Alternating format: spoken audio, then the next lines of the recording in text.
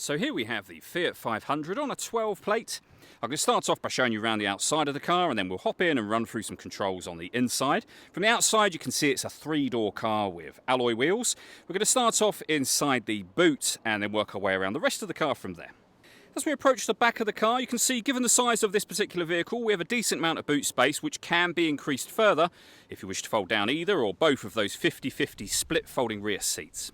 Okay, so we're just going to work our way back around to the front of the car, and then we'll hop in and run through some controls on the inside. But now that we've done a full circle of it, you can see it's in fantastic condition the whole way round. Just briefly before we climb in, I think it's well worth seeing the interior from this exterior point of view. There's plenty to run through on the dashboard, so let's hop in and we'll do that now.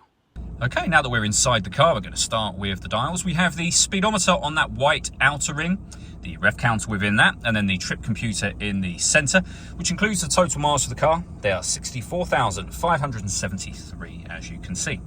We have the fuel gauge and coolant temperature gauge in that section as well. If we back out to the steering wheel, we have stereo controls available to us. The main stereo is over in the centre, of course. You can adjust your volume from here. We can access our CD player and our auxiliary input as well, and I'll come to that in just a moment. We've also got AM and FM radio available to us, of course, and you can save various radio presets along there too. Directly beneath that, we have the city button to make the power steering lighter, our hazard warning lights, of course, and our rear fog lights for the car. We then have air conditioning, so you can adjust the temperature, fan speed, and the direction the air is being distributed in. When you're happy with those settings, you can turn your air conditioning off or back on again from here. You can also then bring in fresh air from outside the car or recirculate the air that's in it. In doing so, you'll be heating up the car slightly quicker or cooling it down quicker depending on the temperature you've set just here, and you can turn that off and this off whenever you wish to. We can turn off the stop and start for this car from here, and our rear heated screen as well. We then have a passenger electric window, driver electric window, the 5-speed manual gearbox, and down the bottom is the auxiliary input I mentioned just a moment ago, along with a 12-volt charging socket, and underneath here, a USB input as well. So plenty of ways to listen to your music overall in this car.